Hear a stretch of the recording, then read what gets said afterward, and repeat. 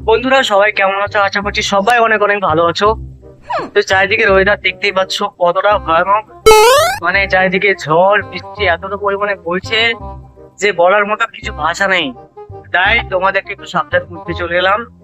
বিশেষ করে যারা একটু পাতলা আছো, Okay, মানে ধরো এই 30 কেজি 35 কেজি ওজন, তারা বিশেষ করে একটু সাবধানে থাকবে।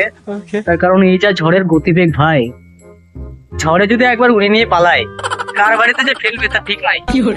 তাই বলবো যে একটু সাবধানে থেকো। এই যে তাল গাছ বা বট গাছ বা তোমার যে কোনো গাছ হোক, গাছগুলো এরকম উড়ে জড়িয়ে ধরবে যেন উড়িয়ে নিয়ে পালিয়ে যেতে না পারে।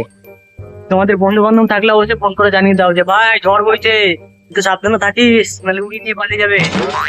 আর আর কি বলবো, আরো অনেক কিছু বলার আছে কিন্তু বলবো না। তোমাদের দিকের ওয়েদার কেমন সেটা একটু জানাও কমেন্ট করে। আর ভিডিও ভালো লাগলে অবশ্যই কিন্তু লাইক শেয়ার কমেন্ট করতে ভুলবে না।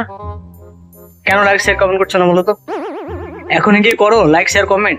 কি হবে, বিনামূল্যে তো করতে, কোনো টাকা পয়সা তো লাগছে না ভাই। তো করে দাও লাইক শেয়ার কমেন্ট। আর এই যে দেখছো আমার একটা ফোন আছে এখানে, কিরে তো কুড়িটি পালাই না কেন?